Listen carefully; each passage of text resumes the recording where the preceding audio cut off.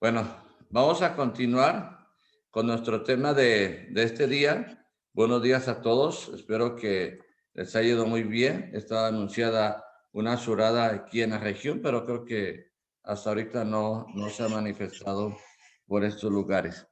Pero nos quedamos aquí.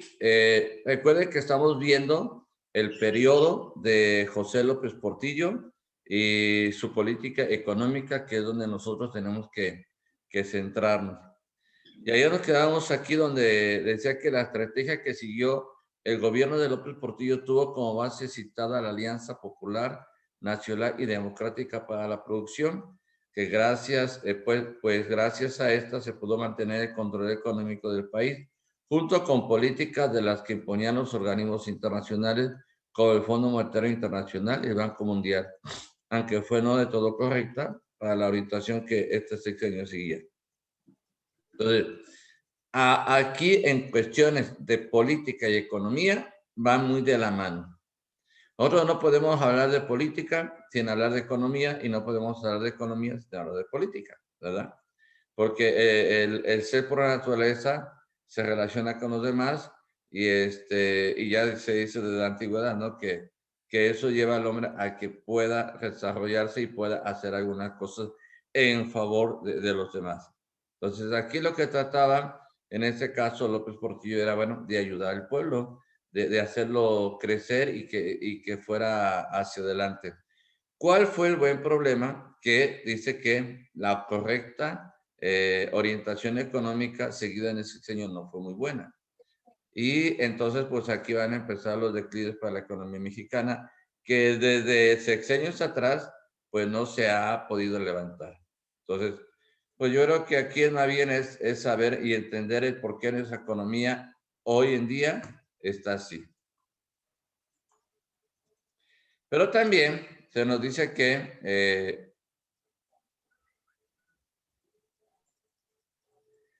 algunas de las condiciones que se dieron en el país debido a la estrategia económica del sexenio de López Portillo son estas. Se basó en los descubrimientos enormes de yacimientos de petróleo en Chiapas y en la costa del Golfo de México. Eso, dice, por qué López Portillo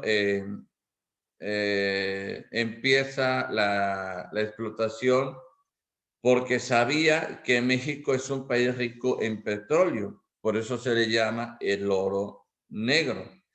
Pero se encontraban también reservas de gas y saben ustedes que el petróleo pues sale de manera natural, inclusive según dicen los ingenieros petroleros que cuando sale del subsuelo no huele a nada, sino más bien ya se le echa un producto para que la gente huela porque son gases tóxicos. Entonces al estar ahí pues ellos tienen que tener muchísima precaución.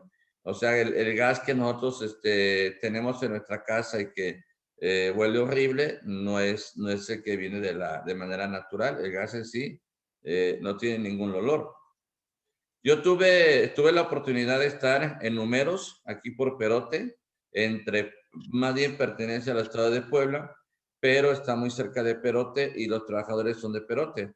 Y ahí se produce energía a través de los géiseres de vapor. El vapor sale, claro, pasa por una como turbina para secar el vapor y ese aire caliente hace que las turbinas se muevan y genere electricidad. Pues todo eso se fue descubriendo hasta donde sé. Hay aquí en el estado de Puebla, límites con Veracruz, aquí por Perote, en Michoacán y en Santa Rosalía, Baja California, algo así. Y eso se fue descubriendo también con el tiempo, cómo poder aprovechar los recursos naturales. Entonces, aquí, en el caso de López Portillo, se da cuenta de que hay reservas, de que hay petróleo, y le decía yo siento que todavía sigue habiendo reservas, pero no tenemos la maquinaria o los recursos necesarios como para poder seguir explotando. Entonces, se han enfocado más hacia préstame dinero y te lo pago, y a veces los gobiernos se van endrogando y no saben después cómo resolver los problemas. Aquí se presentó un menor ritmo de inflación de 19.1% a 16%. Recuerden, la inflación se va a medir con base a los productos de la canasta básica. O con base a que si sube la gasolina o sube algún otro producto, bueno, como puede ser el acero, puede ser hierro, pero aquí más que nada en relación a la canasta básica. Si subió el aguacate, si subió el azúcar, si hay alza de jitomate, de cebolla, todo eso van contabilizando y al final del mes o al final del año dicen, saben que la inflación fue de tanto. Es decir, con base a los productos es como se va marcando o se va estudiando la inflación. Dice, el déficit público bajó de 7.2 a 5.1, mientras que el déficit fiscal pasó de 20% en 1937 a 49% en 1982. Es decir, mientras, por un lado, la inflación, ¿verdad?, que se presentó fue menor, también el déficit público pues fue menor, pero el fiscal aumentó. Entonces, ¿qué quiere decir? Que se necesitaba más recursos para sostener lo que era el gobierno. O sea, el déficit quiere decir que pues, tú no tienes recursos, que no tienes dinero en el banco y que cómo vas a hacer pues, para pagar lo que viene en el futuro, que es la burocracia, Cámara de Diputados, Cámara de Senadores, manda el dinero para que se les pague a los presidentes municipales, gobernadores y todo, porque eso sale de los impuestos y eso sale de la recaudación fiscal. No les cae del cielo, eso lo pagamos nosotros. Crecieron el ahorro y la disponibilidad de créditos internos gracias a la disminución de las tasas de interés. El Estado mexicano volvió al esquema proteccionista e inventor de los años dorados de la época del milagro mexicano. Yo les voy a decir algo, tener recursos, o en este caso, algo en el banco y lo que ustedes digan, lo voy a tener ahí para que gane más interés, en la actualidad no es recomendable. El banco yo siento que ahorita va a ser como un filtro, el banco es un filtro nada más. ¿Un filtro para qué? Para que los gobiernos, y en este caso para que la UIF, o en el caso del INAI, o en el caso de algún gobierno federal, te puedan registrar de dónde obtienes tus ingresos y hacia dónde van, y ya decir, ¿sabes qué? Pues tus ingresos no cuadran con lo que son tus egresos, entonces necesitamos ver de dónde vienen. Cuando tú estás amparado por lo que eres, fácilmente puedes solventar todo lo que ellos te piden. Ahorita, en este momento está un caso de un diputado a nivel federal que fue alcalde en la Ciudad de México y que ahora fue diputado y ahora es diputado federal y que lo van a desaforar porque sus ingresos no, como que no cuadran con lo que él tiene. Entonces dice, bueno, si los ingresos son de 10 pesos, ¿cómo que tiene casas de que cuestan 100 pesos? Entonces, el valor aquí es importante. Entonces, aquí en este caso, cuando se brindan los créditos, pues siempre van a ser a intereses muy altos. Aunque siempre nos dicen que el interés es bajo, no, hay tasas de interés hasta de 19, 18, 17. Los agiotistas prestan al 10%, al 15%. Entonces, prácticamente es mejor, como dicen por ahí, si tengo, lo gasto, y si no tengo, junto para gastarlo.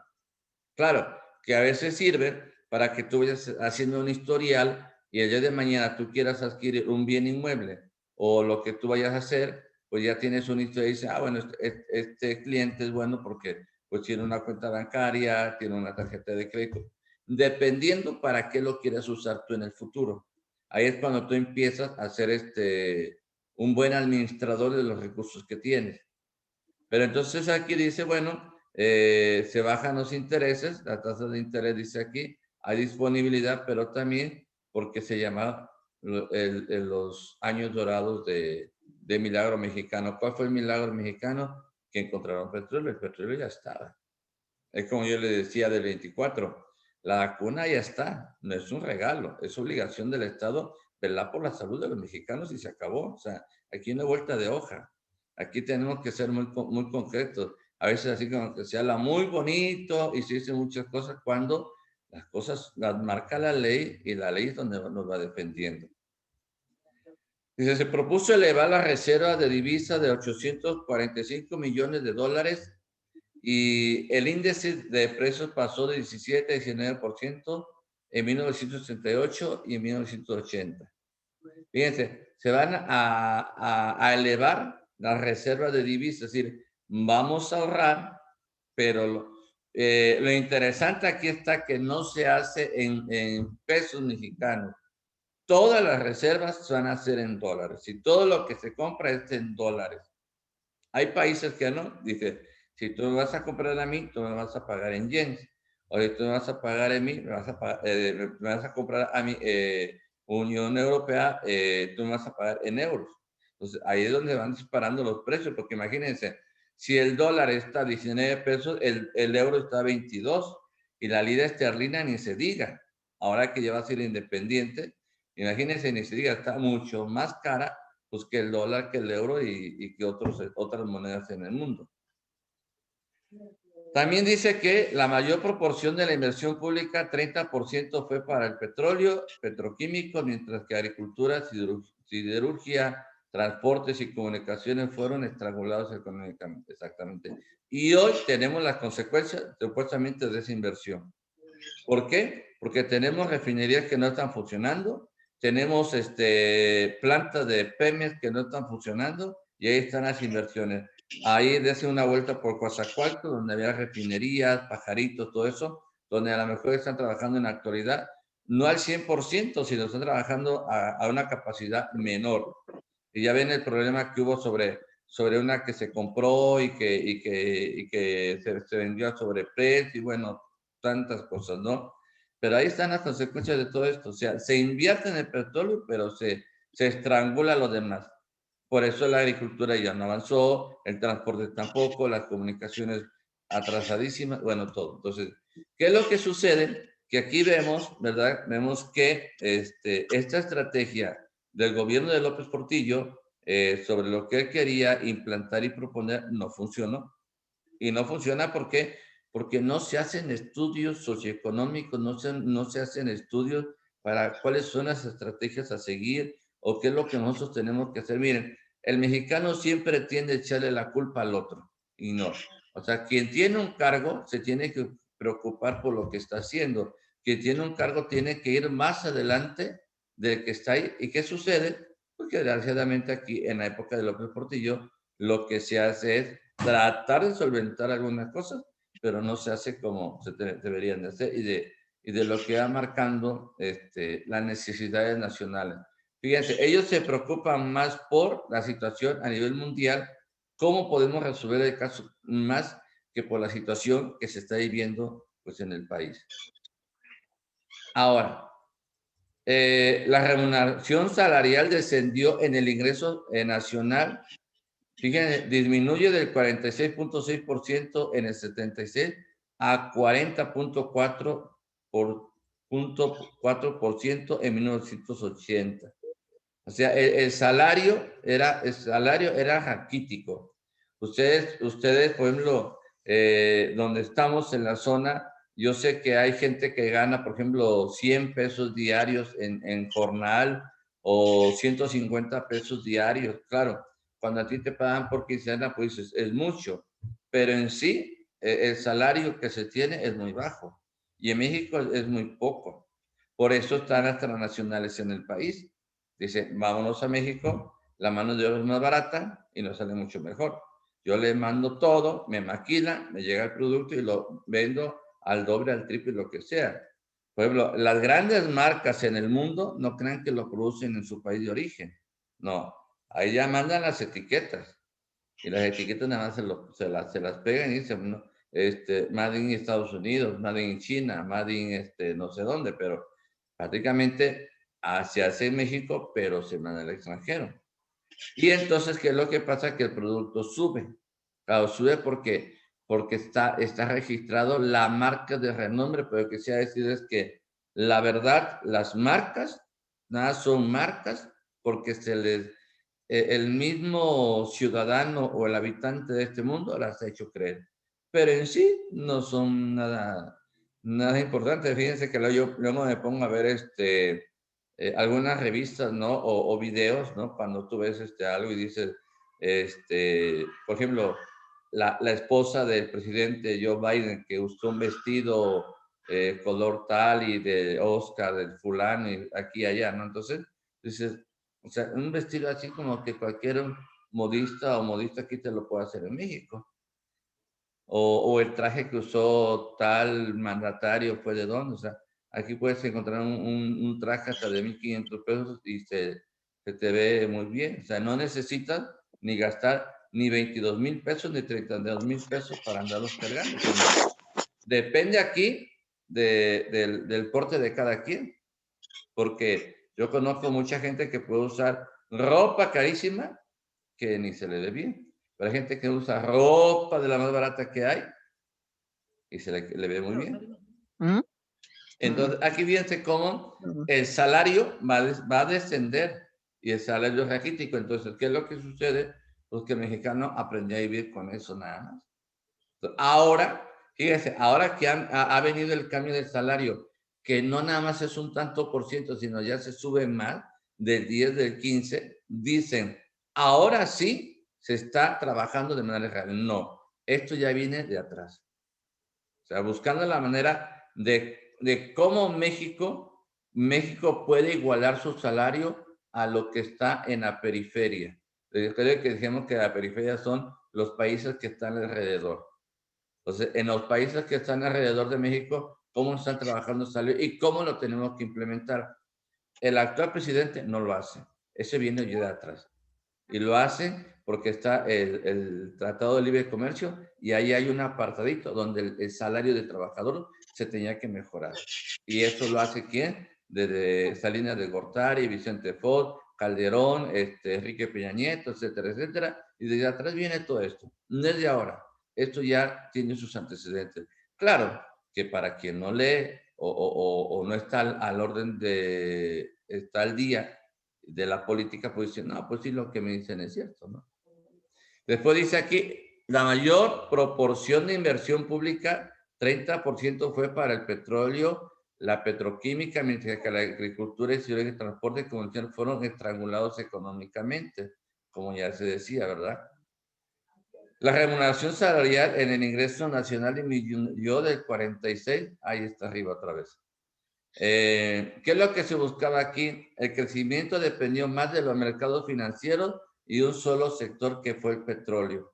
Recuerden que por muchos años el petróleo fue el oro que sacó adelante a México. Desgraciadamente, es como ahora en la pandemia. Todos somos profesionales y algunos son estudiantes, otros son hijos de familia. Llegó la pandemia y ¿qué pasó? ¿Y ahora qué hacemos? Cerraron fábricas, cerraron negocios, no hay actividad económica, solamente algunas empresas están trabajando. Y bueno, ¿ahora qué hacemos? Igual le pasó a México. Ya no hay petróleo, la crisis está difícil, está complicada. ¿Y ahora qué es lo que vamos a hacer? ¿Cómo se va a resolver este problema? Entonces aquí, ¿qué es lo que va a hacer? Una industria poco productiva, ineficiente, que abastecía a un mercado protegido por el Estado mexicano. Es decir, el paternalismo. Recuerden que con Vicente Fox está el famoso FOAPROA, es eso, el paternalismo. Es decir, las empresas no tienen, pues vamos a apoyarla. O sea, sí te apoyo, o más bien sí te presto, pero me pagas, porque ese dinero es de los mexicanos y yo lo necesito para que tengan obras de infraestructura. Pero ¿qué sucedía? Ah, no, yo te lo presto y se va a fondo perdido. No sé si ustedes sepan, pero tanto a nivel nacional, estatal como municipal, hay cierto tanto por ciento que los funcionarios tienen para manejar a su antojo y todo eso se va a fondo perdido. Es decir, no tienen que declarar, no tienen que informar. Y así estaba etiquetado, ¿no? A fondo perdido, es decir, ya no te lo van a regresar. Las tarifas empezaron a sustituir las licencias de importación con fin de avanzar en apertura comercial. ¿Qué es lo que se buscó? Ah, pues vamos a buscar el comercio, vamos a vender, vamos a comprar y vamos a ver cómo se puede solucionar. Y no había las condiciones para exportar. Recuerden que México estaba muy pobre en cuanto a transporte aéreo, a transporte marítimo, solamente lo que existía era la Marina Mercante, que ahora pues creo que pasó a ser ya del gobierno, la Marina Mercante era la que se encargaba de las aduanas y puertos, y ahora creo que está la Guardia Nacional y está el Ejército. Entonces, para ese tiempo no había ni condiciones para exportar. O sea, ¿qué vamos a exportar? Si no se apoyó a la agricultura, no se apoyaba el transporte, no se apoyaba nada. Hasta después, ¿verdad? Que empiezan a llegar otra vez las plantas, las maquiladoras. México empieza a hacer adelante. El sector privado, desconfiado del gobierno, no ayudó en mucho al crecimiento económico. Enemigo de huelga y de invertir en México, dejó a su suerte a un gobierno incapaz de solventar la crisis que explotó en 1982. ¿Qué es lo que sucedió aquí? Bueno, que como los empresarios no tenían confianza en el gobierno en turno, pues ellos empezaron a sacar su dinero y se lo llevaron a paraísos fiscales. Mira, los paraísos fiscales, como es Bahamas, Suiza, Panamá y todo, son lugares donde tú puedes llevar tus inversiones y la tasa que te cobran es muy barata, pero tienes mayores ganancias, lo que en México no sucede. Aquí la tasa que te cobran porque te guardan dinero en el banco es muy cara y no tienes ningún beneficio. Por eso, cuando había crisis, que era lo que hacía, vamos a sacar nuestros dólares para que mantengan su precio y ya después que pasa la crisis nos los regresamos. Entonces, así ha sucedido siempre. Les digo, cuando hay cambios de gobiernos o cuando hay cambios de presidente de la República, siempre sucedía lo mismo. Entonces, aquí el sector privado siempre ha sido desconfiado, en la actualidad también. Han sido desconfiados, poco han apoyado a los gobiernos. Ahora cada quien, pues, en la actualidad los empresarios decían que, bueno, que con la pandemia se les apoyara, no se les ha apoyado. Y bueno, ellos qué hacen, bueno, buscar la manera de irse a otros lugares o a otros países donde a lo mejor sí se les puede apoyar o sí se les puede ayudar. Entonces, imagínense, dese aquí una idea de lo que una persona que gobierna debe de conocer, que una persona que gobierna debe tener aquí en su mente, o sea, el conocimiento y también saber todo lo que se maneja a nivel nacional. No es de que me lo cuentan o me lo dijeron, ¿no? Es como ayer me llega un WhatsApp, me dicen, oiga, que ya tiene COVID. Digo, no, ni lo mande Dios, ¿verdad? O sea, ¿qué es lo que pasa? Que la gente se empieza a enterar y así hacen los funcionarios. Lo que me diga fulano, lo que me digan allá, voy a hacer una encuesta, voy a hacer esto. No. Cuando alguien llega a un puesto es porque está preparado, está estudiado, está formado, está consciente y sabe a dónde va.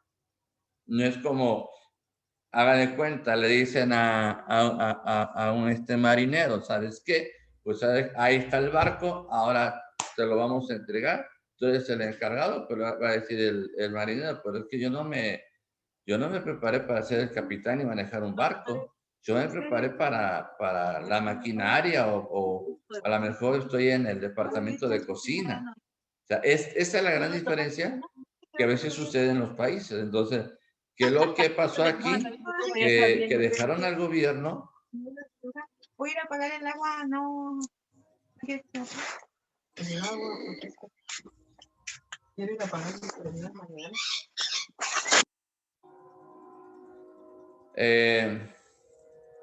¿Qué es lo que sucede aquí? Que nosotros debemos entender que aunque el gobierno tenía todo para brillar a nivel mundial, pues lo que pasa es que pues aquí el país pues solo se va a ir hacia abajo, ¿verdad? Con estos problemas de economía. Después, en junio de 1981 se clausuró el crédito bancario internacional para México, ¿sí? Y en septiembre de 1982 el gobierno nacionalizó la banca. Recuerden que ese fue un boom para México. ¿Por qué se van a cancelar o se van a clausurar los créditos bancarios a nivel internacional en México? Porque pues no pagaban. los intereses iban subiendo. Entonces, ¿qué sucedió? Dijo el Banco Internacional, ¿sabes qué? Como no me estás pagando, no estás cumpliendo con lo pactado, por lo tanto yo te voy a suspender los créditos. Entonces fue cuando en 1982 el gobierno va a nacionalizar los bancos, que no sirvió de nada porque en lugar de que los bancos, el mismo gobierno les inyectara, los fortaleciera, les ayudara, pues los bancos se vinieron abajo porque vendieron Ban Rural, vendieron Ban Cefi, varios bancos desaparecieron a nivel nacional. Y aquí es donde nosotros nos damos cuenta de que, bueno, esto no va a ayudar en nada. Después se creyó que los precios de la gasolina seguirían en aumento, lo que sirvió de justificante para que el gobierno incrementara el gasto público. Recuerden que la gasolina va a empezar a aumentar, aumentar, aumentar, y entonces el gasto, aquí en este caso, pues se va a incrementar también el gasto público. Y en el último tercio de 1981, el déficit fiscal alcanzó la cifra de 14.1% del Producto Interno Bruto, ya que en 1982 la situación se convirtió en una crisis insostenible. Sí. Sí, las crisis llevan a los países a problemas que a veces ni los mismos presidentes pueden resolver. Es como en la actualidad nosotros tenemos una crisis de salud humanitaria que no han sabido cómo resolverla, que no han sabido cómo sacar adelante. Ayer veía yo las noticias y decían que no hay camas en todo México, pero se siguen haciendo fiestas, siguen haciendo pachangas, se siguen haciendo reuniones familiares, los jóvenes siguen conviviendo, siguen pasando de un estado a otro, andamos en la calle, no nos cuidamos, no usamos cubrebocas, y ahorita ya hay un problema de sanidad a nivel México. Aquí es economía, pero ahorita es un problema de salud. Entonces, ¿qué es lo que pasa? Que por más que se le inyecte, por más que se le busque, por más que se le hagan las cosas, pues si el ciudadano no apoya, México no va a salir adelante. ¿Cuál va a ser la política social? La política social que orientó el sexenio de José López Portillo no se desligó de lo que económicamente se diseñaba y se hacía. Con la intención de seguir jugando al corporativismo y al populismo, las acciones gubernamentales encaminadas hacia a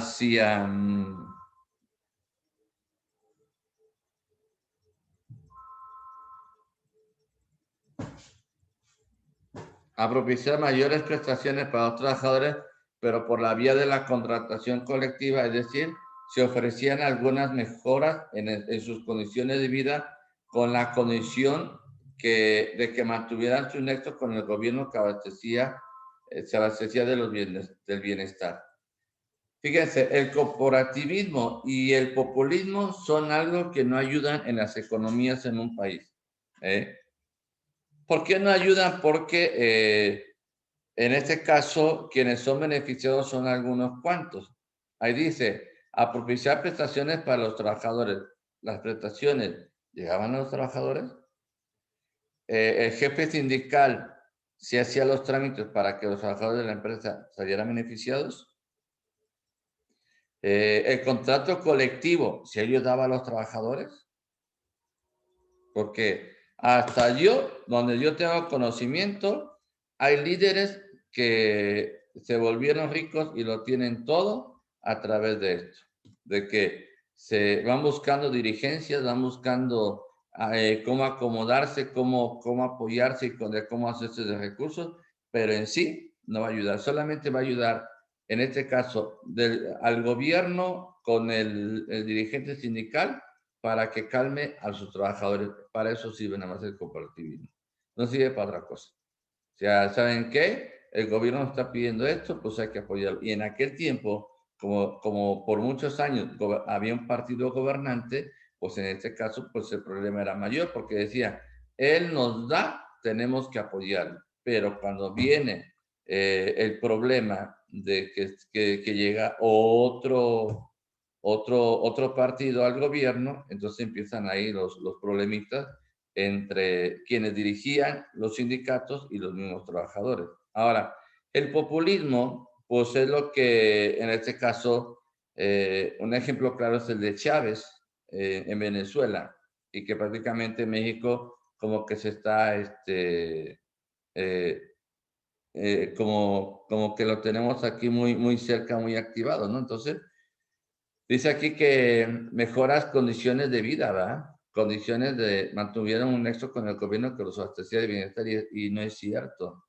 Ustedes pregúntense si durante muchos años ha habido tranquilidad y todo eso en nuestro país, ¿sí, no? Y México, ¿qué era lo que buscaba? El apoyo total, pues, de López Portillo. México lo que buscaba era el apoyo total de quienes estaban en el gobierno. Entonces, aquí, ¿qué es lo que va a suceder? Bueno, que tampoco el populismo va a ser algo de beneficio para un país. Si ustedes tienen la oportunidad de estudiar algunas economías del mundo, nos vamos a encontrar que el populismo nunca va a funcionar. Y esto lo tenemos muy claro ahora en el cambio de gobierno en Estados Unidos. Trump fue un presidente populista. Trump fue un presidente que siempre igual criticó el pasado y el pasado.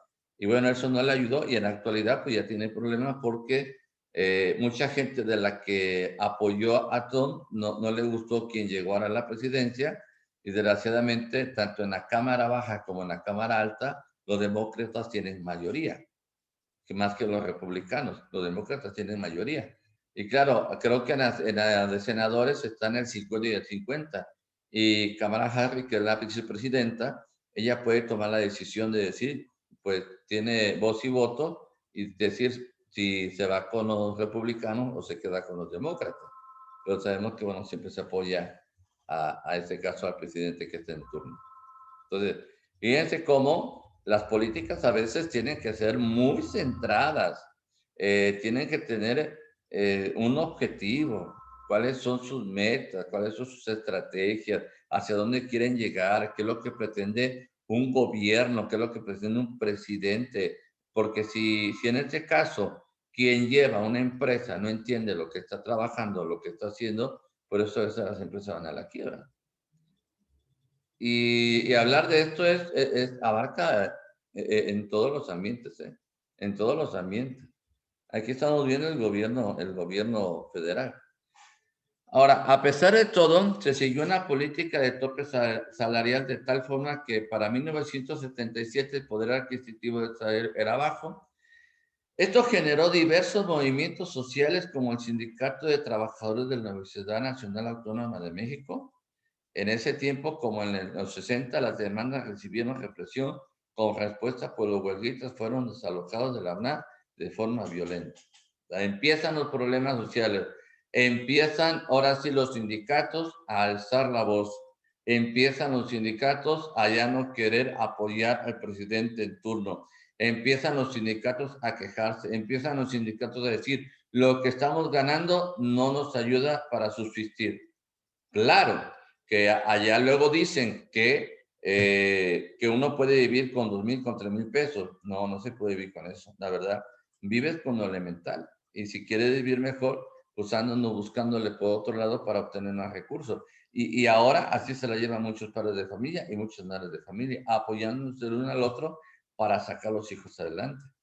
Entonces, fíjense que en el 77 el poder del poder, fíjense, adquisitivo del salario era bajo y esto, o sea, adquisitivo, es decir, el valor del salario era muy bajo, que va a empezar a crear los movimientos sociales.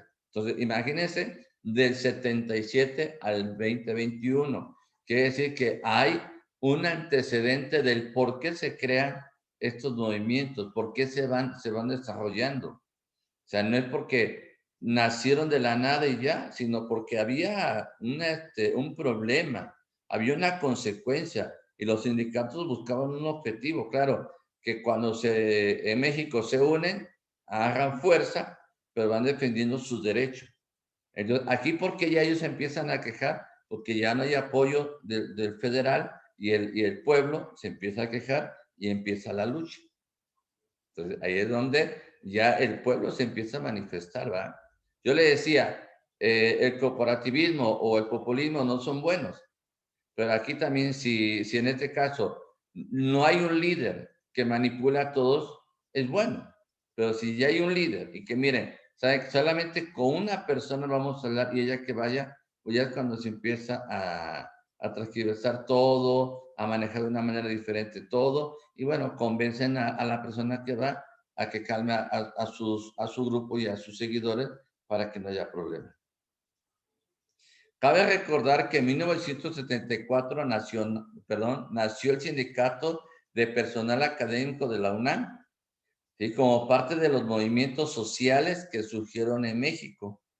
En términos de la reforma política que impulsó el gobierno, la oferta consistió en participar por vía electoral, pues el fenómeno de la guerrilla del sexenio anterior aún estaba presente y lo que se pretendía era promover ante los ojos del mundo la pluralidad política, lo que sucede ahora. ¿Sí? ¿Qué es lo que va a impulsar el gobierno? Que la gente participe electoralmente, que la gente se haga presente, que la gente vote, que la gente participe, que la gente haga acá, y no es cierto. ¿Por qué? Porque el que esté en turno derrocha muchos bienes económicos para que sigan teniendo los beneficios y favores. Ahí tenemos a Chávez, tenemos, perdón, a Maduro, y tenemos a Hugo Chávez en Venezuela. Muere Chávez, se queda Maduro y sigue el mismo populismo y la gente en Venezuela vive en la miseria. Bueno, esto porque yo lo sé, porque bueno, hay gente que a través del estudio no solamente tiene la oportunidad de conocer a gente mexicana, sino a gente de Latinoamérica y bueno, tiene ya, no puedo decir amigos, compañeros que son de Venezuela, que son de Guatemala, que están en Estados Unidos o que están en Sudamérica y tú vas platicando con ellos sobre las situaciones. Fíjate, yo tuve una clase, se llamaba Bidacta, sobre gobiernos electrónicos. Y yo tenía un problema con el maestro porque él me hablaba de cuestiones políticas. Entonces yo hablaba de cuestiones políticas mexicanas, pero él me hablaba de cuestiones políticas ¿cómo se llama? En Venezuela. A la hora que tú hacías tu trabajo, a la hora que tú exponías, por ejemplo, aquí, ¿no? De lo que se va buscando, cómo se puede mejorar el país y todo eso. Entonces, en lugar de decir, bueno, se puede hacer eso, se puede hacer aquello, ahí me decía que el trabajo no estaba bien hecho. Hasta después que yo pude platicar con mis compañeros que estábamos haciendo el trabajo del diplomado, nos dimos cuenta de cómo se estaba trabajando y todo. Entonces, pedimos un aula virtual y ya nos enteramos porque no era mexicano, que era venezolano y que nos hablaba de la situación que está viviendo su país. Entonces, ahí es donde uno dice, bueno, ya vas conociendo otros ambientes y otros lugares donde dices, bueno, en México lo que ha faltado es impulsar, es apuntalar lo que es la economía. Entonces, aquí en este año, en el 74, nace el sindicato, otro sindicato, porque no están de acuerdo con el gobierno, no están de acuerdo con lo que se está haciendo y tampoco se está impulsando el desarrollo de la economía. Ahora, en ese sentido, en diciembre del 77 se promulgó la reforma política del gobierno, se modifican 17 artículos constitucionales, ¿sí? También en 1987 se aprobó la Ley Federal de Organizaciones Políticas y Procesos Electorales, se llamaba LOPET, que contenía, fíjense, ampliación de Cámara de Diputados de 300 de mayoría relativa y 100 de representación popular. Imagínense si esto no se genera un gasto. Hay países que tienen, bueno, también hay que entender que México tiene 32 entidades, ¿verdad? Y si cada quien, aquí en este caso, hubiera 32 diputados y 32 senadores, ¿cuánto ahorro no había en la economía del país en la actualidad? Muchísima, la verdad, muchísima. O sea, ¿para qué necesitamos 300 diputados y 100 de representación proporcional que no sirve ni para nada? Porque hay diputados que no tienen ni estudios, hay diputados que no saben ni leer.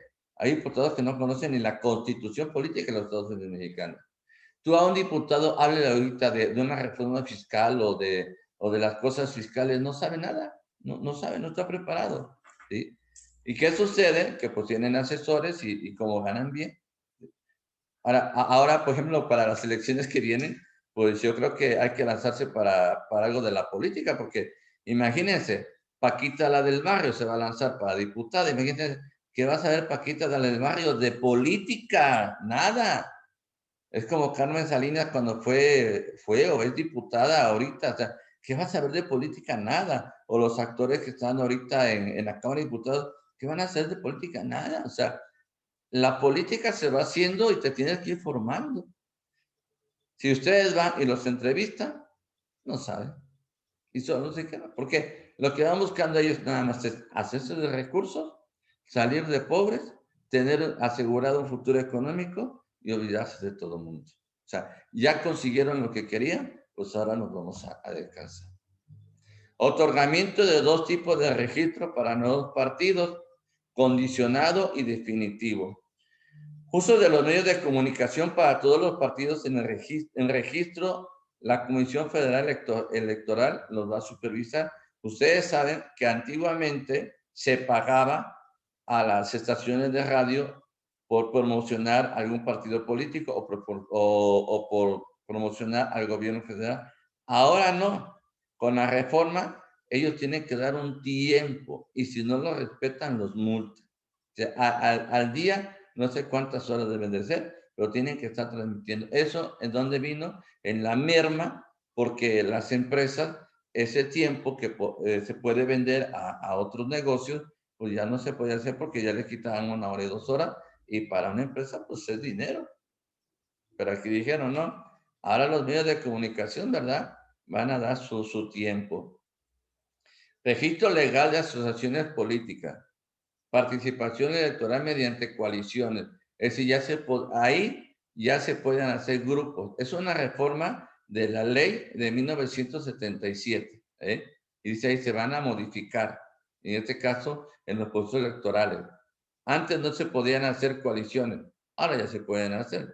Ya ven que del odio nace el amor. Partidos que se odiaban, ahora se van a juntar y hacen alianzas y así ha sido siempre, ¿verdad? Porque en política afuera van a decir lo que quieran y en interno son grandes amigos y grandes amistades. Así es esto. Después la Comisión Federal tenía entre sus tareas conceder registro, controlar el proceso electoral, perdón, la Comisión Federal Electoral, controlar el proceso electoral, autorizar subsidios y por tanto tendría las facultades ejecutivas, legislativas y judiciales. Es decir, la Comisión Federal Electoral tenía el control de todo para las próximas elecciones. Claro, hubo partidos que no estuvieron de acuerdo, hubo partidos que criticaban todo eso, pero lo que se quería era tener el control de las elecciones y el control de lo que podía venir después. Vamos a descansar 5 minutos y regresamos.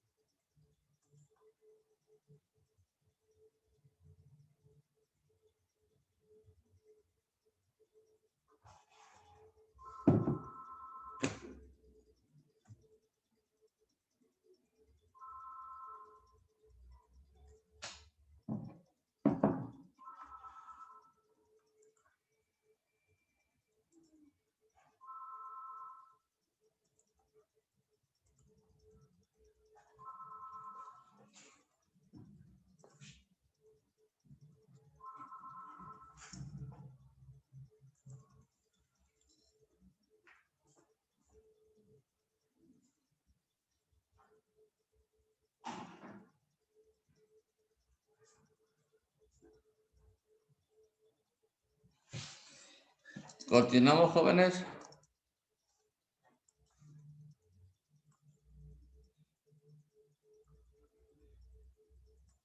Espero que ya estén todos. Vamos a continuar. Miren, aquí durante el gobierno de López Portillo se va a presentar una ley de amnistía en septiembre de 1978. Y también en esta época algunos partidos políticos obtuvieron su registro, entre ellos el Partido Comunista Mexicano, el Partido Socialista de los Trabajadores, el Partido Demócrata Mexicano. Esto vino a ampliar el esquema de partidos dependientes del PRI y de los demás que buscaban una posible oposición. Recordemos que uno de los partidos, de los dos partidos más antiguos en México, es el Partido Revolucionario Institucional y el PAN. Después, a partir de esta fecha, se van a empezar a crear los partidos políticos. Pero recordemos que todos estos tienen su base en el Partido Revolucionario Institucional, aunque muchos no lo quieran aceptar, en todo partido hay una base. O sea, hagan de cuenta que si hubo gente que no estaba de acuerdo con el gobierno que estaba en turno, pues lo que van a hacer ellos es crear su propio partido y van a crear su propio grupo. Claro que en ese caso el primero, que es el Partido Comunista de México, pues recordemos que estaba en esa época, pues la Unión Soviética en su mero apogeo, Cuba estaba creciendo como país socialista, y bueno, como que se va buscando todo eso, ¿no? Después, también el Partido Socialista de los Trabajadores, que va buscando solamente la unidad del trabajo con la empresa y bueno, que fueran beneficiados. Y el PDM prácticamente fue fundado también por lo mismo, pero prácticamente es gente, ¿verdad? Es gente que estuvo dentro del partido oficial en turno y en el gobierno, pero que además buscaban ser una oposición. Desgraciadamente, cuando se crea un partido político, recuerden que debe de haber visión, misión y objetivos, estrategias y sobre todo un documento donde yo ponga mi doctrina, mis ideales, qué es lo que pretendo, qué es lo que quiero. Entonces, hagan en cuenta que hay partidos que se crean y ya, vamos a crear un partido y ya, ¿no? Pero no hay un folleto, no hay un libro, no hay algo que te diga, mira, esta es la base de nuestra ideología, lo que defendemos. Recordemos como el manifiesto del que hablábamos de Marx, ¿no? Y Engels, que sacan su manifiesto. Entonces, aquí no hay nada de eso. Entonces, cuando ellos llegan a veces a algún lugar y quieren proponer la creación de un partido, pues ahora tienen muchísimos problemas porque lo que se va buscando es que sea algo sólido, no solamente de beneficio para unos cuantos, que lo que vayan buscando el bien común. Dice, como parte de la estrategia de la administración de López Portillo, considera en utilizar recursos para impulso de programas cuyo objetivo principal consistía atacar la pobreza, que nunca se atacó. Si la pobreza jamás se atacó, la pobreza sigue, y la pobreza yo creo que seguirá por muchos años, mientras el país sigue endrogado. Y endeudado, porque es lo que tenemos nosotros.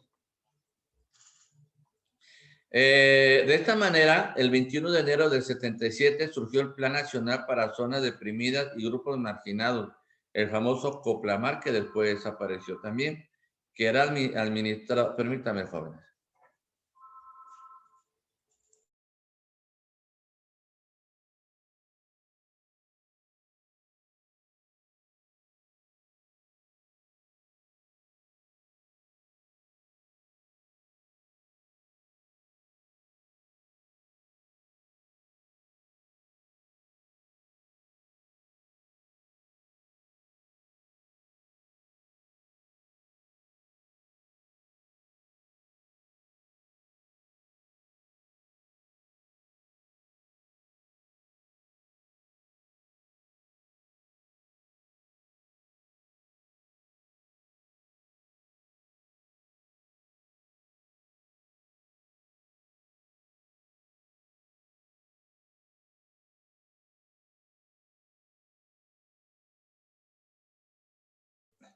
Bueno, continuamos. Aquí dice que el administrativo, ¿qué es lo que buscaba aquí el gobierno? Fíjense que lo interesante está en el nombre. Yo no sé si la gente estaba deprimida, pero yo creo que sí, imaginados hasta nuestros días sí hay.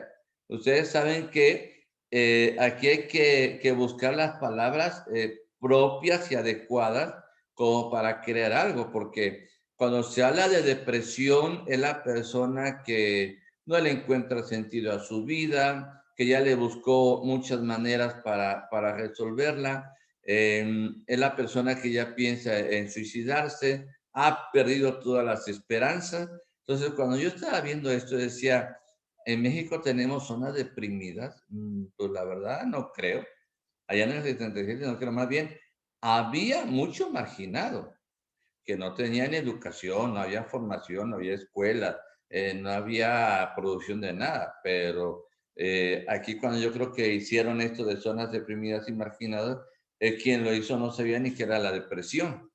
La depresión es lo que estamos viviendo en la actualidad con la pandemia. Hay gente que está deprimida porque no sale, porque están acostumbrados a ir al trabajo, porque están acostumbrados a la convivencia, están acostumbrados a cada 8 días a hacer una fiesta, cada fin de semana salir con la familia, y ahora pues no se puede. Ahí sí te lleva la depresión. Pero pues así como que decir, y sobre todo fíjense por quién era ¿cómo se llama? Administrado por la COPLAMAR, ¿verdad? La Coordinación General del Plan Nacional de Zonas Deprimidas y de Marginados. ¿Verdad?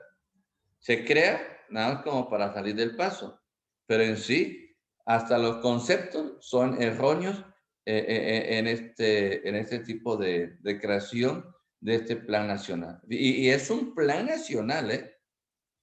Imagínense esto, que es un plan nacional. ¿Quién lo habrá creado? ¿Quién lo habrá hecho? Porque al hacerlo, tuvieron que ser asesores. Y al llevarlo a la Cámara, tuvieron que haber asesores quién está bien de todo esto. Y ahí nos damos cuenta que nuestros diputados y nuestros senadores no están preparados y no están formados. También este programa subsidiado trataba de fomentar la producción, consumo y asistencia directa de los grupos desfavorecidos. Por ello se diseñaron otros programas como los siguientes. Fíjense, Programa Nacional del Empleo, Plan Nacional de Desarrollo de Industria, Plan Nacional de Desarrollo Urbano, Programa Integral de Desarrollo Rural, Programa Nacional de Alimentación y Nutrición, Programa Nacional de Educación Familiar, Programa Nacional de Educación para Todos, Programa Piloto de Mínimos de Bienestar, Programa de Vivienda Progresiva, Paquete de Detección, Atención del Instituto Nacional de Producción. Miren, aquí ustedes ven esta palabrita que ahorita está muy de moda. Esta palabrita, ¿verdad? Esta palabrita bienestar, ¿de qué año es? Y dicen que es nueva. Yo ya había escuchado eso años atrás del famoso bienestar y todo. Ahora, todos estos planes que ahora se quieren implementar como nuevos, ya están aquí. Imagínense cuántos millones de pesos no se gastaron en esos programas y que no dieron resultado, porque ya saben que ustedes que cuando López Portillo se va, pues hay una crisis garrafal en este tiempo. Entonces, aquí lo que van a hacer ellos es diseñar, crear. Ahora, tendríamos que ir viendo, que no nos da tiempo, ¿verdad? Pero a ver, ¿cómo crearon ese Plan Nacional del Empleo?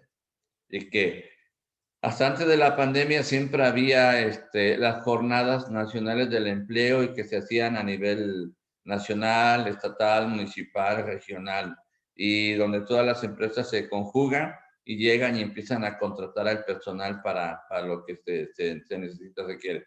Pero pues eso hasta nuestros días está, pero no da más resultado. ¿Por qué?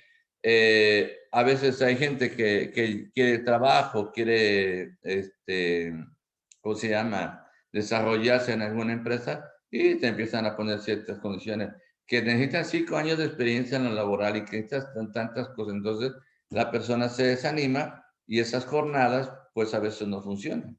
Y todavía se jactan de decir, tenemos muchos empleos, tenemos mucho de esto, el empleo ha crecido en México, cuando es una vil mentira, hay mucho desempleo.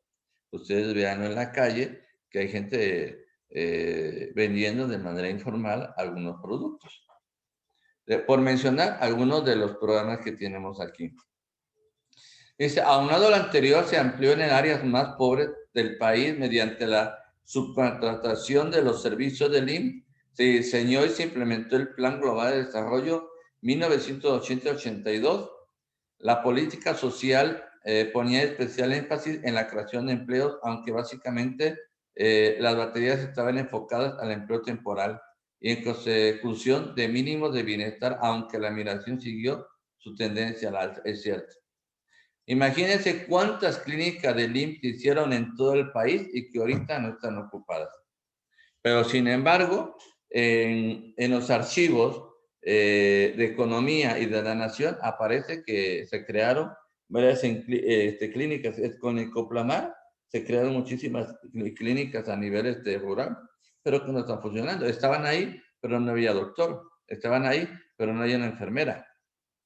Es más, en la actualidad, todas estas zonas, sus clínicas están desocupadas, porque con el COVID todos migraron a la ciudad y están siendo, así como los jugadores de reserva, para quienes ya tienen mucho tiempo trabajando en la primera línea de la pandemia, y ellos lo que están buscando es ayudar y apoyar.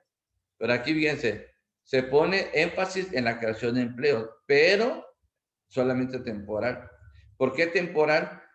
Porque ustedes saben que si yo te contrato del 1 de enero al 31 de diciembre del 2021, tú no vas a adquirir ninguna antigüedad. De lo contrario, si yo te pongo de planta y entras el 1 de enero del 2021 y estás hasta el, ¿qué será? Hasta el 25 del 2025, tú ya creas antigüedad y por lo tanto tienes derecho a muchas prestaciones que el patrón, en este caso el gobierno, te tiene que dar.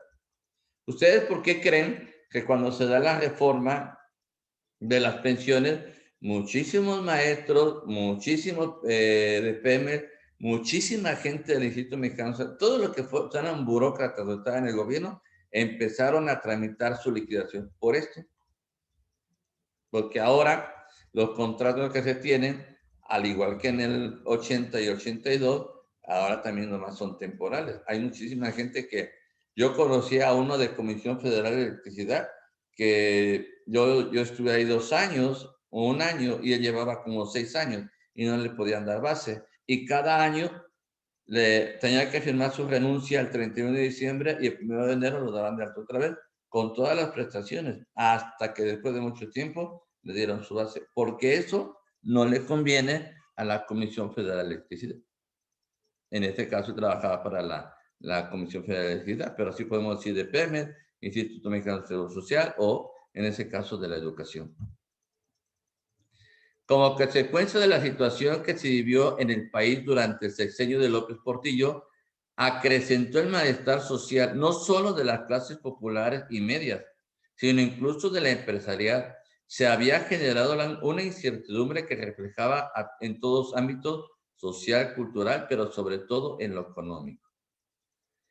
La llamada petrolización de la economía mexicana reproducía los patrones de desarrollo que no había sacado al país de su condición de tercermundista. Es decir, seguíamos con el problema de la economía. Seguíamos con ese problema. O en vías de desarrollo, como ya se había comprobado, se confirma que México era un país dependiente de otras economías internacionales. Todo ello a pesar de que las reservas y la producción de oro negro tuvieron un auge inesperado, aunque no se supo planificar. Ahí está la clave. Es decir, no hay planificación de lo que se quiere dar. ¿Sí? Yo les voy a decir una palabra clave. Nosotros somos muy dados, en este caso, cuando se habla de política, que todo lo que se dice no lo van a cumplir. No. La política es un medio por el cual, ¿verdad? Tú vas a presentar tus propuestas, te van a decir, vamos a hacer esto, vamos a crear esto, vamos a hacer aquello, etcétera, etcétera. Es lo que te van a decir, pero en realidad nunca lo hace. No. Sí. Por eso, aquí nosotros como estudiantes debemos entender que el presidente tiene su función, un gobernador tiene su función, los diputados tienen su función, un regidor tiene una función, y a lo mejor a él no le toca decir las cosas. Entonces, ¿qué es lo que hace falta? Que en México no hemos salido adelante porque no hay planificaciones. No se planifica lo que se quiere hacer. Y todo se va planificando de manera nada más así temporal. Vamos a planificar para 1 año, vamos a planificar para 6 meses, vamos a planificar para tanto tiempo. Es como, por ejemplo, ahorita la pandemia. Yo no he escuchado que haya una planificación. A ver, vamos a planificar la pandemia para el 2021. ¿Cómo vamos a tratar todo esto en México? Vamos a olvidarnos que si la ONU nos dijo que no compremos las vacunas, vamos a olvidarnos que no, vamos a pensar en México. Voy a pensar en mis ciudadanos, en lo que yo estoy atendiendo como debe de ser. ¿Qué sucede? Pues que sí, Putin ahora nos vende la vacuna, Putin, ¿cómo se llama? Y vamos a comprarla para aumentar aquí que allá, y que ya llegó la de AstraZeneca al Estado de México. O sea, como que vamos nada más así de relleno en muchas cosas. Y eso no es planificar. ¿Por qué? Porque el que está en turno no sabe planificar, y los que están abajo tampoco saben planificar, y los que están abajo tampoco saben planificar. Solamente algunos, y cuando alzan la voz, pues causan problemas, ¿verdad? Y es crítica de mucha gente, pero la planificación tiene que ser bien importante. Y es como yo en mis actividades siempre planifico, y voy haciendo las cosas con anticipación. Y luego me dicen, es que tú como que avanzas mucho. Digo, sí, porque yo sé que, por ejemplo, alguien que trabaja para una empresa ya tiene los del producto para el 22. Vamos a pensar en las modas. Hay quien ya tiene, ya está produciendo para el 22, los del 21 ya lo están sacando, pero ya están pensando en el 22. El que hace libros ya está pensando qué es lo que va a sacar para el 22. El que canta ya sabe lo que va a sacar para el 22. O sea, yo no puedo ir al día, yo tengo que planificar. Se haga o no se haga, tengo que planificar. Y en el momento, una semana antes, pues voy a cambiar de estrategia para que pueda hacer el trabajo. Entonces, la planificación es importante. Y si, aunque no se supo planificar, aquí esta palabrita, aunque no nos diga mucho, sí dice mucho. Es la base de todo lo que, bueno, es la base y el éxito de lo que puede tener un país a través de sus recursos que tiene en la nación. El auge del petróleo dice que en 1977, reservas probadas de petróleo eran de 6.338.000 a 11.200.000.000 de barriles. Al finalizar este sexenio eran de 16 millones. Y en agosto del 77, el presidente declaró que México debía acostumbrarse a administrar la abundancia. Pero desgraciadamente, cuando se tuvo la abundancia, pues no se supo multiplicar. Cuando tuvo la abundancia, vino el derroche y vino el endeudamiento del país. Entonces abrieron las puertas de crédito del Fondo Monetario Internacional para la economía mexicana como consecuencia de la difusión de que se habían descubierto suficientes reservas de petróleo en el territorio mexicano, sobre todo en el Golfo de México. Y en el 80, México era el sexto país del mundo en reservas petroleras y el quinto de producción de petróleo. En el 82 ya ocupaba el cuarto en reservas y explotaba 1 millón de barriles diarios. 1.500.000 barriles diarios. Imagínense en el 80 la potencia que éramos. Pero entre el 80 y el 85, el costo promedio del barril de petróleo fue de $28.60, aunque en la década pasada era mayor que 40 pesos. Recuerden que como México ya estaba dentro de la organización de organizaciones de la OPEP, entonces lo que la OPEP decía, pues era lo que marcaba todo el mundo. Recuerden que los mayores productores de petróleo se encuentran en Arabia Saudita. ¿Por qué creen que ¿cómo se llama? Los yaques y Dubái porque es una ciudad en el desierto, porque pues hay petróleo, hay riquezas, hay dinero, hay manera de hacer todo eso. Y bueno, un país o una ciudad que no era nada de desierto, pues ahora ya es una potencia, va a ser creo que sede del campeonato de fútbol para, no sé si era es el año que viene, no sé cuándo, que ya tienen hasta los estadios, que no va a ser el campeonato mundial en junio como es cada año, sino lo van a hacer en diciembre, cuando la temperatura es baja, porque en estos tiempos de verano, allá la temperatura es muy alta. Entonces, imagínense de ver un lugar de tierra, desierto, ahorita imagínense una gran urbe, una gran ciudad y edificios construidos hasta orilla del mar por el petróleo. O sea, supieron utilizar y supieron hacer un buen negocio de lo que ellos tenían, que México no lo pudo hacer. Se viene el endeudamiento externo, ¿sí? Aquí en el 76 se ratifica la carta de intención con el Fondo Monetario Internacional, que ya se había comprometido con el gabinete de Luis Echeverría Álvarez. ¿Qué decía este acuerdo? Conforme a las cuales México era vigilado y calificado para posteriores créditos. Estas cláusulas se convirtieron en verdaderas barreras para el desarrollo de los países acreedores y en otras ocasiones provocaron problemas de los que intentaban solucionar. La cuenta corriente del 81 alcanzó un déficit del 100 millones de dólares. Imagínense, cuando antes lo teníamos, ahora ya había déficit. Y se financió con una deuda y el precio del petróleo bajaba y crecían las tasas de interés. Se firmó otra carta de intención en el 82 con el Fondo Monetario Internacional con vigencia para 3 años, mediante un programa de ajuste. Por eso la deuda va creciendo, porque hay una deuda atrasada y cada presidente que llega, pues ni modo, tiene que tomar la deuda que está y irla ajustando, irla pagando, irla ajustando, irla pagando. Debido a los incrementos de precios de los hidrocarburos, se recurrió a los préstamos externos como anticipación de los ingresos petroleros utilizándolos como garantía. Es decir, el petróleo ya se vendía, te pidió un préstamo y lo que se vendía, pues ya teníamos ya comprometido el petróleo.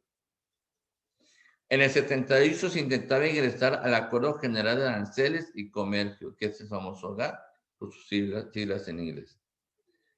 Viene la especulación financiera. Dice, para finales del sexenio de José López Portillo, se aceleró la fuga de capitales.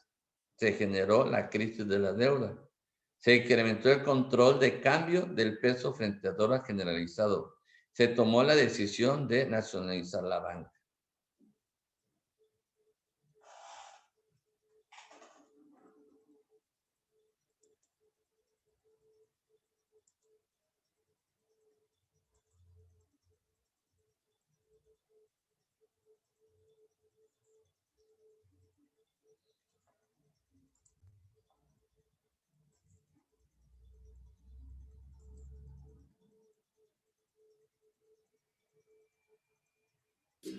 Muy buenas noches, mis queridos cuadernos.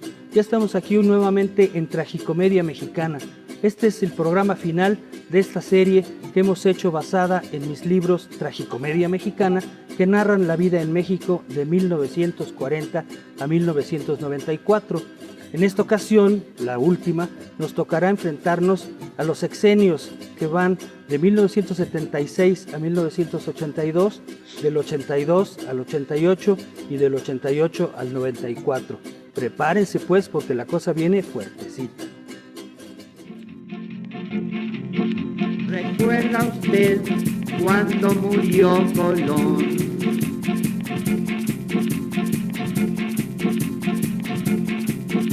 ¿Recuerda usted la fecha cuando nació el telón?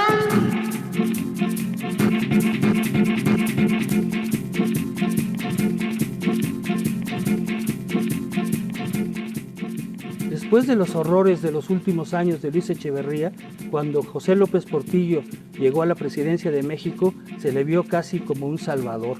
Además, él nos empezó a decir que seríamos del primer mundo, que seríamos ricos, que éramos una potencia petrolera. Por tanto, fue terrible y dolorosísimo cuando él acabó aullando como un perro en la casa que tenía en la Colina del Perro precisamente, y a nosotros nos dejó verdaderamente tendidos en la lona. Vean ustedes.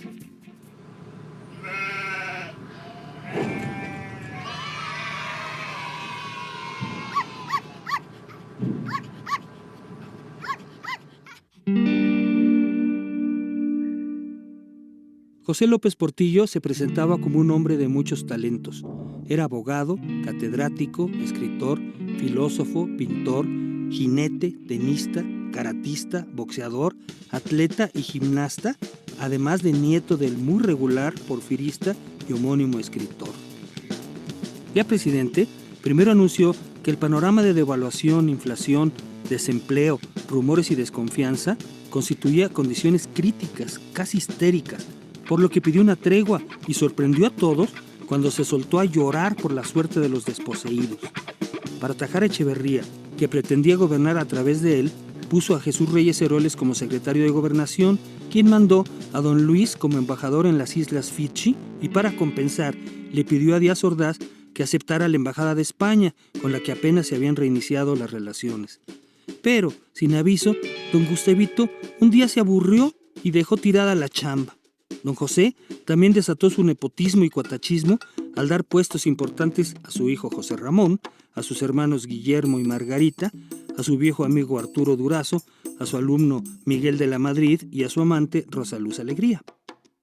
Don Pepe heredó una severa crisis económica que requirió el oxígeno salvador, pero sumamente caro, del Fondo Monetario Internacional, el cual implicaba topes salariales, aumentos de precios, restricción del gasto público y devaluaciones fuera de su control.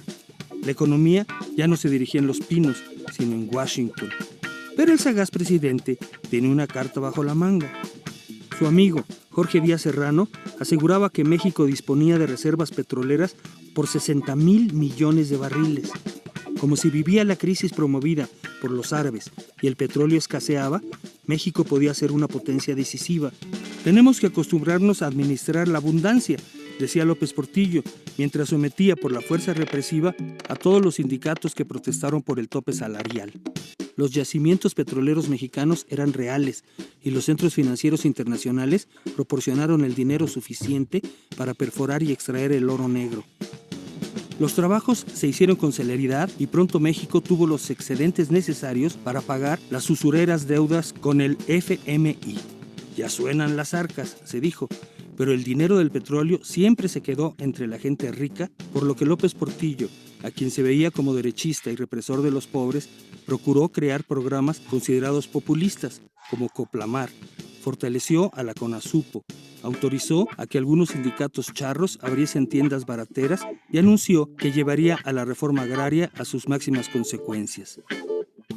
Una gran medida fue permitir que Reyes Heroles diseñase una reforma política que dio legalidad al Partido Comunista y amplió el número de partidos políticos.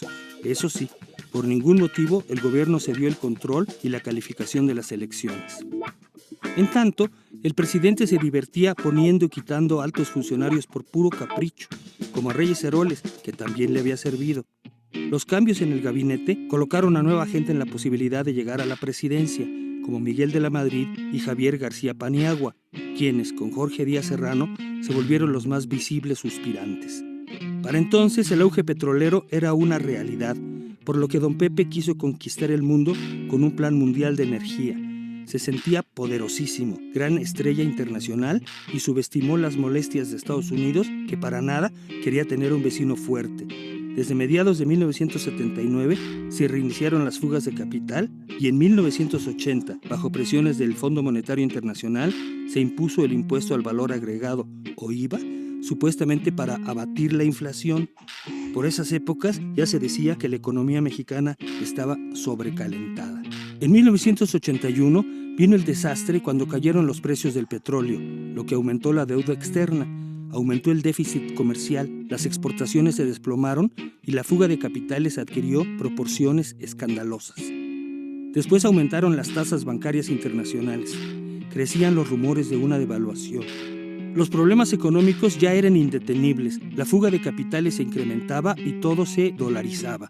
La iniciativa privada exigía una devaluación y López Portillo se negó diciendo: «Defenderé el peso como un perro», con lo cual se ganó solamente que le dijeran el perro. Pero la salida de divisas no paraba. El presidente no hizo caso y se concentró, a regañadientes, en elegir sucesor, que resultó su alumno Miguel de la Madrid, entonces secretario de Programación, quien lo adulaba hasta la ignominia bajo la asesoría de su joven lugarteniente Carlos Salinas de Gortari. Esto implicó que Díaz Serrano se descobijara y perdiera la oportunidad de ser presidente. Al poco rato, incluso fue eliminado del gabinete. García Paniagua también se molestó notoriamente. Todo esto indicaba una merma severa en el poder presidencial y López Portillo mismo se convirtió en sinónimo de corrupción por su tendencia a aceptar regalitos. En 1982, la fuga de capitales era una sangría y en febrero el peso finalmente se desplomó y se estableció un tardío control de cambios. Nada de eso sirvió y los financieros empezaron a exigir otra devaluación. En agosto, ninguna institución financiera quiso prestarle dinero a México, que se hallaba en la bancarrota. En las elecciones, de la Madrid ganó sin problemas, pero nadie se imaginaba que López Portillo aterraría al mundo financiero y que aprovecharía su último informe para decretar la nacionalización de la banca, control de cambios, paridad fija y un manejo férreo de importaciones y exportaciones. Al anunciar todo esto, el presidente volvió a llorar al decir: «Ya nos saquearon, no nos volverán a saquear». Ante esto, las derechas, indignadas, pegaron de alaridos e iniciaron una campaña feroz contra el perro Ojolopo, de la cual él ya nunca se pudo recuperar. Pues sí, señores, después de un presidente pelón, tuvimos un presidente chillón. Pero los que debimos haber llorado, debimos haber sido nosotros, porque nos dejó en condiciones verdaderamente graves. Y eso se notó en el siguiente sexenio de Miguel de la Madrid. Vuelvan con nosotros en unos segundos para que continuemos con estas historias terribles de la vida real.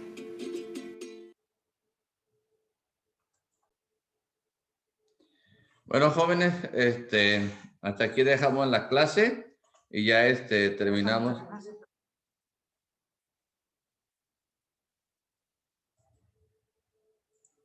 Vamos a dejarla aquí y ya mañana nos vemos a las 8 de la mañana.